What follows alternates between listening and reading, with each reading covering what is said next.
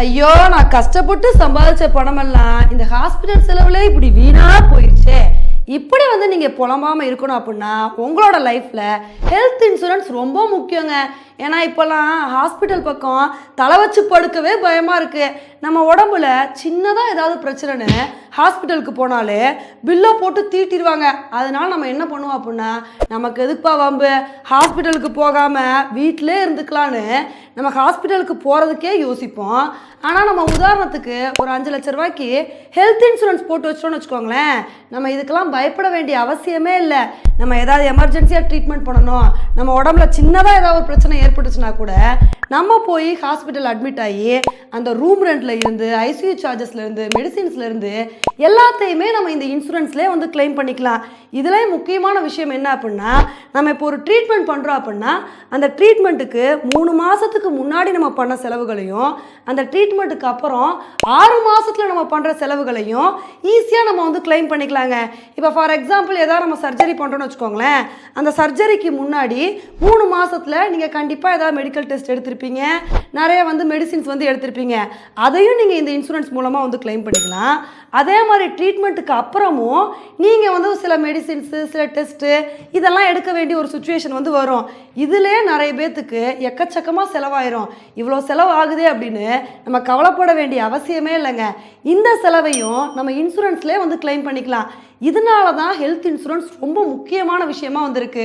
இந்த ஒரு விஷயத்த சொன்னோடனே ஒரு சில பேர் எகத்தாளமாக பேசலாம், இந்த ஹெல்த் இன்சூரன்ஸ்லாம் யாருக்கு தெரியுமா தேவை, அவங்க உடம்புல ஆல்ரெடி பிரச்சனை இருக்கும், அதனால தான் அவங்களாம் ஹெல்த் இன்சூரன்ஸ் போடுவாங்க. எனக்கெல்லாம் உடம்புல எந்த பிரச்சனையும் இல்லைப்பா, நான்லாம் ஜிம்பாடி, எனக்கு இந்த இன்சூரன்ஸ்லாம் தேவையே இல்லைன்னு நீங்கள் நினச்சிங்கன்னா உங்களுக்கு தாங்க இந்த ஹெல்த் இன்சூரன்ஸ் ஃபஸ்ட்டு தேவை. ஏன்னா ஹெல்த் இன்சூரன்ஸ் அப்படின்றது நம்ம உடம்புல பிரச்சனை வந்ததுக்கப்புறம் போடுறது இல்லை, நம்ம உடம்புல பிரச்சனை வர்றதுக்கு முன்னாடி நம்ம ஆரோக்கியமாக இருக்கும் போதே போடுறது தான் ஹெல்த் இன்சூரன்ஸு. ஃபார் எக்ஸாம்பிள் நீங்கள் பிபி சுகர் இதெல்லாம் வந்ததுக்கப்புறம் ஹெல்த் இன்சூரன்ஸ் போட்டிங்கன்னு வச்சுக்கோங்களேன், நீங்கள் ஹெல்த் இன்சூரன்ஸ் என்ன தான் போட்டாலும் ஃபஸ்ட்டு 3 வருஷத்தில் இந்த பிபி சுகர் இது சம்மந்தமாக நீங்கள் எந்த விதமான கிளைமையும் பண்ணவே முடியாது. இது மாதிரி ஒரு சில பிரச்சனைகளுக்கு வெயிட்டிங் பீரியட்ன்றது இருக்குது. அந்த வெயிட்டிங் பீரியட் முடிஞ்சதுக்கப்புறம் தான் நீங்கள் அது சம்மந்தமாக கிளைம் பண்ண முடியும். இதுலையும் நீங்கள் உங்கள் உடம்புல நிறைய பிரச்சனைகளை வச்சுட்டு அப்போ போய் நீங்கள் இன்சூரன்ஸ் பாலிசி எடுக்க போனீங்கன்னு வச்சுக்கோங்களேன், ஒரு சில பாலிசிஸில் என்ன பண்ணிடுவாங்க அப்படின்னா, உங்கள் உடம்புல ஆல்ரெடி எக்கச்சக்கமான பிரச்சனை இருக்குது, அதனால் உங்களோட பாலிசியெலாம் எங்களால் ஏற்றுக்க முடியாது, நாங்கள் ரிஜெக்ட் பண்ணிடுவோம் அப்படின்னு இது மாதிரி ரிஜெக்ட் பண்ணிட்டு போயிட்டே இருப்பாங்க. அதனால இந்த ஹெல்த் இன்சூரன்ஸ் அப்படின்றது நம்ம ஆரோக்கியமாக இருக்கும் போதே போட்டாதாங்க நமக்கு நல்லது, அதே மாதிரி நமக்கு லாபம். அதை விட்டுட்டு எனக்கு என்னப்பா வரப்போகுது, எனக்கெல்லாம் எந்த பிரச்சனையும் இல்லை, நான் நல்லா தான் இருக்கேன் அப்படின்னு வச்சுக்கோங்களேன், நீங்கள் ஏதாவது ஒரு பெரிய பிரச்சனை வரும்போது ரொம்ப கஷ்டத்தில் மாட்டிக்குவீங்க. அதனால ஹெல்த் இன்சூரன்ஸை எவ்வளோ வேகமாக போட முடியுமோ அந்தளவுக்கு வேகமாக போடுறது தான் நமக்கு ரொம்ப நல்லது. இதில் இன்னும் ஒரு சில பேர் விவரமாக இருப்பாங்க, எப்பா இந்த நம்ம இன்சூரன்ஸ் போடுறோம் அப்படின்னா, இப்போ நம்ம வருஷத்துக்கு 5 லட்ச ரூபா நம்ம இன்சூரன்ஸ் பாலிசி போடுறோம், அந்த 5 லட்ச ரூபாய்க்கு நம்ம ஏதாவது கிளைம் பண்ணால் தானே நமக்கு லாபம். நம்ம கிளைமே பண்ணாமல் சும்மா நம்ம வருஷத்துக்கு பணம் மட்டும் கட்டிகிட்டு இருந்தோம்னு வச்சுக்கோங்களேன், நமக்கு நட்டம் தானே. இதனால நமக்கு ஏதாவது லாபம் இருக்கா அப்படின்னு சொல்லிட்டு ஒரு சில பேர் கேட்கலாம். அதுக்கு தான் நமக்கு நோ கிளைம் போனஸ் கொடுக்குறாங்க. இப்போ நீங்கள் ஒரு வருஷத்துக்கு 5 லட்ச ரூபா பாலிசி போடுறீங்கன்னு வச்சுக்கோங்களேன், அந்த வருஷத்தில் உங்களுக்கு உடலில் எந்த பிரச்சனையும் வரல, நீங்கள் எந்த விதமான கிளைமும் பண்ணலை அப்படின்னா அப்போ உங்களுக்கு நோ கிளைம் போனஸ் கிடைக்கும். அதாவது உங்களோட இன்சூரன்ஸ் அமௌண்ட் 5 லட்சத்தில் இருந்து 5.5 லட்சமாக மாறும். அதுக்கப்புறம் அடுத்த வருஷமும் நீங்கள் எந்த விதமான கிளைமும் பண்ணல அப்படின்னா இது மாதிரி 50,000 ஏறிக்கிட்டே போகும். இதனால நமக்கு தானே நல்லது.